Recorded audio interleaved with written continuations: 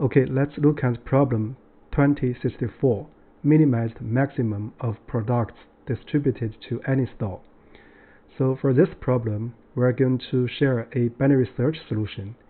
And besides solving this problem itself, we would like to share a general method of applying binary search. So in this video, we are first going to walk through the statement of the problem, and then we look at the method and general procedure, and finally we share the code and do a time complexity analysis. First, let's look at the statement of the problem. So we are given an integer n, indicating that there are n specialty retail stores. There are m product types of varying amounts, which are given as a zero-indexed integer array called quantities, where the quantities I represents the number of products of the S product type. So we need to distribute all products to the retail stores following these rules. The first is that a store can only be given at most one product type, but can be given any amount of it. So this is very important, at most one product type. Second, after distribution, each store will have been given some number of products, possibly 0. So let X represents the maximum number of products given to any store. We want X to be as small as possible. In other words, we want to minimize the maximum number of products that are given to any store. So overall, it says that we want to find the minimal cap so that we can still distribute all the product types to this given store. So we are required to return the minimum possible X. So here are 3 examples. So in example 1, so we have 6 stores and we have 2 types of quantities. So the cap is 3, right? So this in the explanations, there are the distribution strategy. So in example 2, we have 7 stores and we have 3 types of products, and the cap is 5. So in the explanation, we can reveal the strategy. So in example 3, so it's sort of special. We have 1 store and we have 1 type of quantities, so which has amount 100,000. So the cap is naturally this number, 100,000. So let's look at the constraint about the problem. So the quantities has length m, and which is less or equal than n, less or equal than 10 to the power 5th. So up to this number, basically we cannot pursue to solve this problem by purely brute force. So with that said, let's look at the method and its general procedure. So here the method is binary search. So what we want to do is that first we'll define a boolean function to introduce monotonicity. Actually, this monotonicity is more essential in the binary search, or when we use binary search in general. In step 2, we are going to transform the problem at hand, not only this problem, a general problem, into a min or max optimization problem. Then we do the search within proper search space. So the search space will come from the problem. So we will do this 2-step procedure by Leetcode below, and we'll do time complexity analysis after the code. So before we walk to the code, let's look at the challenge. So first is, what's the boolean function and the search space in the vanilla binary search? For example, find 5 in this array. Second, so can we prove the rigorousness of the procedure by mathematical contradiction? So this is sort of routine. Now we are ready to look at the code. So as we specified above, so we are going to make a 2-step effort. So step 1, basically we want to define a boolean function. So this boolean function will introduce monotonicity or order relation to this problem. So this boolean function in this specific problem here is essentially how we distribute the products. Essentially, how to distribute a product given a cap. Given a cap. So to n stores, right? That's the assumption of the problem. So for this, I will call this function fulfill, and this is a cap value we're going to use. So basically, when the maximum amount allowed to a store is x, can we distribute all the product types successfully to this n store? So in other words, if n stores are sufficient. So this is actually easy for this purpose. First, I'll initialize a result to make a comparison to n. So then we iterate the quantities. So for quantity in Q. So this is a specific type of product. So we want to examine how many stores we need to distribute this quantity. So basically this is a division. So let's introduce Q and R. Let's use division. So the quantity is the one we have, and we want each of the store can hold at most X quantities. So this is the number of store we want to use. Roughly Q, but it can be Q plus 1 if the remainder is not 0. Then we are going to check if R equals 0. If so, we increment the result by Q. Otherwise, we're going to increment the result by Q plus 1. So once we iterate over the store, we're going to return, because we want to define a boolean function, we want to see if result is less or equal than n.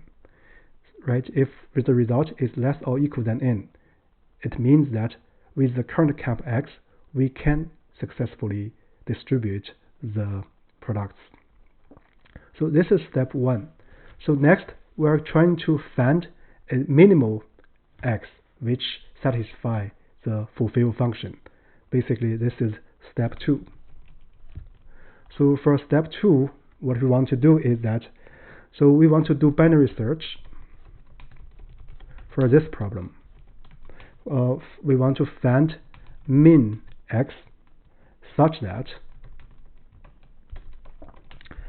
fulfill x is true. So that's the transformation of the problem. So now we're going to specify the search space or search range.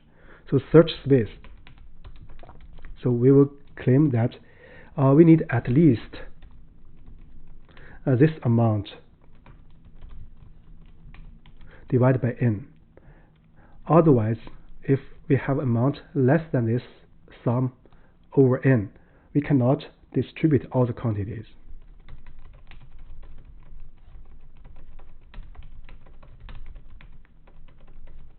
So this is the one bound. Another bound is that we need at most, so max of Q, right? Because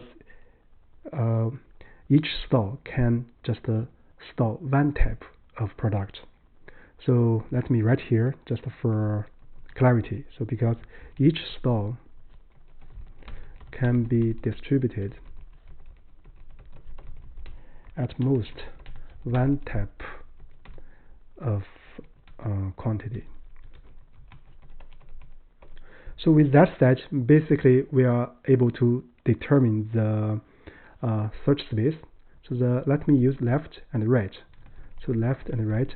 So the minimal is this number.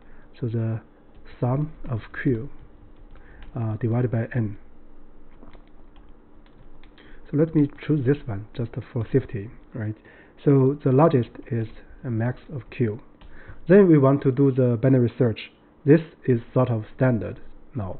So while left is less than right, we're going to check the middle point. So we are going to check this one. We increment left by the half of the length of the search space. what we want to do if we check if fulfill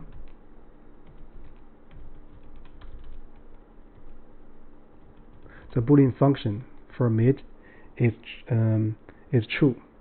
So if it's true, so we actually shrink the search space from left to the middle. So we set the right to the middle because the middle is still true.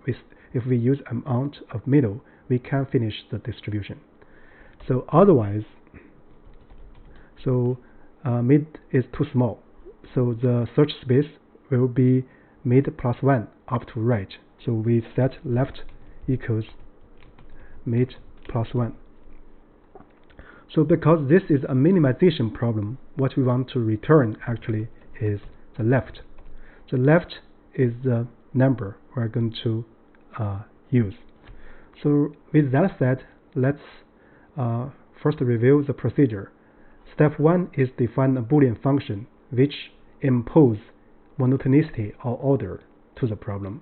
And then here, for this specific boolean function, it's essentially doing the same as how to distribute products given a cap x to n stores. And step 2 is the binary search. So we transform here the problem to be a minimization problem, and the search space is from basically the average to the maximum, to the sum, I would say, or the maximum. Yeah, the maximum is a predecessor statement. Yeah, if you can actually enlarge the upper bound, it still gets the same result. So with these two steps, we return the left after running the standard binary search when we fixed the search space and the monotonicity. So let's check the special case. So this is for the first example. So now let's look at the second example. We have 7 stores now.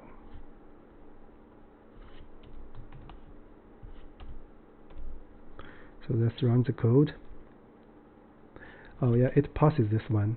For third one, let's maybe try to test it. So it should pass. So the one store, one tab. Yeah, so with this special cases checked, let's try to check the generic case.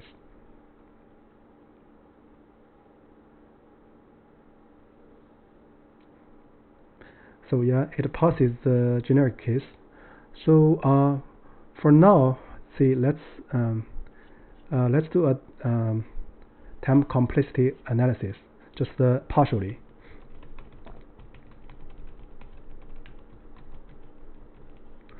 So each step, basically, once we fixed the searching space, we need to call this log n times. N is here, so we need to call binary search call, or call the fulfill function. How many times? This times log 2, the max Q minus the average of the Q. So roughly this number of times.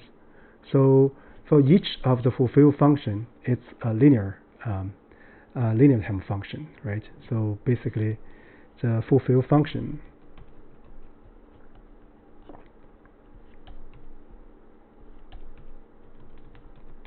is linear. So in other words, it's O of n, where n equals the length of the quantities, right? So with this specification, so the time complexity basically is this guy times this guy, right? So roughly with some constant. So that's the time complexity. I guess for this problem, for this video, it's already long enough. That's about it. Thank you very much.